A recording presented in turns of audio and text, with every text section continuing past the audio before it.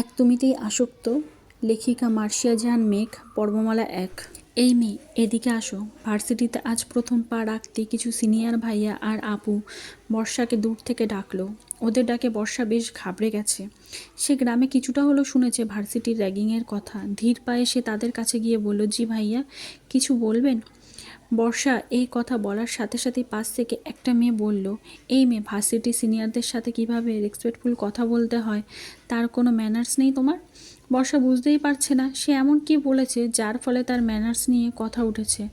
বর্ষা কিছু বলতে যাবে তার আগেই তিনটে ছেলের মধ্যে একটা ছেলে ওই মেয়েটিকে বলল, এই শারিন, দেখ প্রান্তিক এসেছে। বাবা, ছাড়িন এটা আবার কিনা? মেবি এটা শারিন হবে। যাই হোক, লেখিকা ছাড়িন লিখেছে। যাই হোক, আমার সুবিধার জন্য আমি এটাকে শারিন বলেই বলবো। বর্ষা বুঝলো এই মেয়েটির নাম শারিন। শারিন বসা থেকে উঠে দৌড়ে যেদিক দিয়ে গেল সেই দিকে বর্ষা চোখ অনুসরণ করতেই দেখলো বাইক পাশে হেলমেট খুলছে একটি ছেলে। কালো জিন্সের সাথে টি শার্টের উপরে কালো জ্যাকেট। বর্ষা দেখল একে একে সবাই ওই ছেলেটির কাছেই চলে গেল। বর্ষা সুযোগ পেয়ে সাথে সাথেই ওই স্থান ত্যাগ করে ভার্সিটির প্রিন্সিপালের স্যারের কাছে গেল। আজ অনার্সের ফার্স্ট ইয়ারের ভর্তির লাস্ট ডেট। কিরে, তোরা সবাই ওইখানে কি করছিলি? প্রান্তিকের প্রশ্নের উত্তরে ইরফান বলল, আরে ভার্সিটিতে একটা নিউ মেয়ে এসেছে, তাই বুঝতেই পারছিস একটু মজা নিচ্ছিলাম। প্রান্তিক বাঁকা হেসে বলল, আইসি, তাই নাকি? তাহলে তো আজ জমে যাবে সব। সারিন প্রান্তিকের হাত ধরে ন্যাকামো করে বলল, কি হবে প্রান্তিক বেবস? প্রান্তিক সারিনের হাত থেকে হাত ছাড়িয়ে বলল, তোকে না বলেছি আমাকে এই সব নামে ডাকতে না? এইটা বলেই প্রান্তিকের মাথা আর চুলগুলো উল্টো করতে করতে প্রান্তিক চলে গেল। আর এই দিক দিয়ে শারিন বলল, দেখেছিস ইরফান, প্রান্তিক আমার দিকে ভালোভাবে তাকায়ও না। পাশ থেকে অনেক বলল, ও প্রান্তিক বুঝলি, ইরফান অনেক শৈবাল ইত্যাদি নয়। শারিন অনেকের কথায় নাক ভেঙচি কেটে বলল, ও সেটাই। এই তো তোরা সবাই এইখানে, ওই মেয়েটা তো পালালো। শারিনের কথায় শৈবাল বলল, পালাবে আর কোথায়? ভার্সিটিতে আজ প্রান্তিক ওকে পালাতে দিলেই তো সে পালাবে। এটা বলে সবগুলো হেসে ফেলল। অ্যাডমিশন নেওয়ার পর বর্ষা কিছুটা স্বস্তির নিঃশ্বাস নিল। এই অ্যাডমিশনের জন্য সে এত দূর থেকে শহরে এসেছে। হঠাৎ ফোনটা বেজে উঠল। বর্ষা ব্যাগের চেনটা খুলতেই ফোনটা হাতে নিল। কানে ফোনটা নিয়ে মুচকি হেসে বলল, হ্যালো খালামণি, বলো। ওপাশে না খালামণি, আমি ঠিক এসে পড়ব, চিন্তা করো না। ও পাশে, আচ্ছা খালামণি, এখন তবে রাখি। এইটা বলে বর্ষা কলটা কাটতেই সামনে শারিন আর ওই ছেলেগুলোকে দেখে ভীষণ খেলো সে।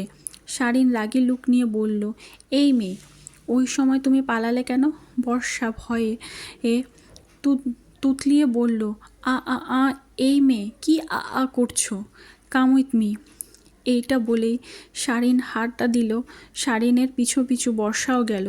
ভয়ে অবস্থা পুরো খারাপ বর্ষার। মনে মনে বলল, ইস, প্রথম দিনেই এত ঝামেলা, এরপর কি হবে আল্লাহই জানে।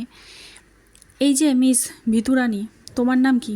পুরুষালী একটা কণ্ঠ শুনে মাথা নিচু করে বর্ষা ঘাবড়িয়ে বলল, না। হঠাৎ প্রান্তিক ধমক দিয়ে বলল, এই মেয়ে, কি মা করছো? বলো নাম কি? বর্ষা এইবার একটু মাথা উঁচু করে প্রান্তিকের দিকে তাকিয়ে বলল, ও নাম তাসনিম আরা বর্ষা। নিজের নাম বলে আবার মাথা নিচু করে ফেলল বর্ষা। প্রান্তিক এবার বলল, ও আমাকে এবার প্রপোজ করো। প্রান্তিকের কথা শুনে অনিক আর শারিন বলল, এই প্রান্তিক, এইটা আবার কেমন র্যাগিং করছিস? বর্ষা এতক্ষণে ভালোভাবেই প্রান্তিকের দিকে তাকিয়ে মনে মনে বলল, ও তাহলে এই ছেলেটির নামই প্রান্তিক। বর্ষা মুহূর্তে অবাক হয়ে ঘাবড়ে বলল, মানে? প্রান্তিক চোখে সানগ্লাসটা পরে হাতের বাইকের চাবিটা ঘুরিয়ে ঘুরিয়ে বলল, প্রপোজ করো।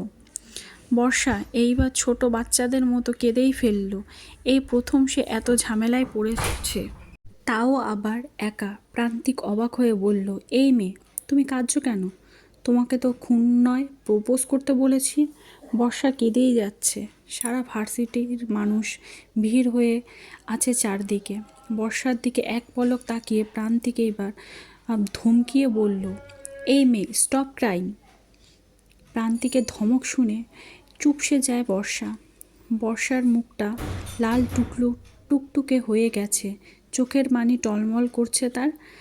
প্রান্তিক এইবার মুখ গম্ভীর করে বলল, যতই তুমি কাঁদো কেন, আজ তোমাকে প্রপোজ করতেই হবে। বর্ষা প্রান্তিকের কথা শুনে ঘাবড়ে বলল, দেখুন ভাইয়া, প্লিজ আমাকে যেতে দিন, আমার দেরি হয়ে যাচ্ছে। প্রান্তিক বাঁকা হেসে বলল, ও আচ্ছা তাই, প্রবলেম নেই, আমার বাইকে করে তোমায় পৌঁছে দিয়ে আসবো। বর্ষা এইবার আর কোনো উপায় না পেয়েই বলল, আই লাভ ইউ।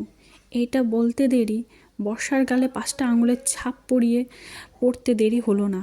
বর্ষা অবাক হয়ে দাঁড়িয়ে আছে। নিজেই বলল প্রপোজ করতে, আবার নিজেই থাপ্পড় মারল। পিছনে শারিন আর বাকি সবাই মুখ টিপে হাসছে। প্রান্তিক চুলগুলো হাতিয়ে বলল, তোমার সাহস কী করে হয় প্রান্তিক চৌধুরীকে প্রপোজ করতে? এবার বর্ষা অনেক অবাক হয়েছে। এত সুন্দর অ্যাক্টিং করতে পারে কেউ, এত নিখুঁত। বর্ষা আর এক মুহূর্ত এইখানে না দাঁড়িয়ে গালে হাত দিয়ে কান্না করতে করতে চলে গেল ভার্সিটি থেকে। দেখো প্রান্তিক, আমি থাকতে তুমি অন্য মেয়ের দিকে এইভাবে তাকাতে পারো না। শারিন এর কথাকে প্রান্তিক পাত্তা না দিয়ে এক মনে ভার্সিটির চারিদিকে তাকাচ্ছে। শৈবাল বলল, আচ্ছা প্রান্তিক, তুই এইভাবে ওই মেয়েটার দিকে তাকিয়েছিলি কেন? প্রান্তিক কিছুটা বাঁকা হেসে পকেট থেকে বাইকের চাবি নিয়ে বাইকে উঠে সবাইকে বাই বলে চলে গেল। বাস স্টপে দাঁড়িয়ে আছে বর্ষা, চোখগুলো ফুলে গেছে একদম। পড়াশোনার সুবাদে ঢাকায় এসেছে সে। তার মা আর খালামণির সাথে কথা বলে ডিসাইড করেছে সে তার খালামণির বাসায় থেকেই পড়াশোনা করবে। বর্ষা আর তার এক বোন আছে। দুই বোনকে নিজেদের জীবনের চেয়েও বেশি ভালোবাসে বর্ষার মা আর বাবা। বর্ষার বাবা তো মেয়েকে আসতেই দিচ্ছিল না, কিন্তু মেয়ের অনুরোধ ফেলতে পারেনি তিনি। গ্রামে বেশ নামডাক আছে তার বাবার, চেয়ারম্যান বলে নয়, বড় মনের একজন মানুষ বলেই সবাই ওনাকে শ্রদ্ধা করে। বাস আসতেই বর্ষা বাসে উঠে পড়ল।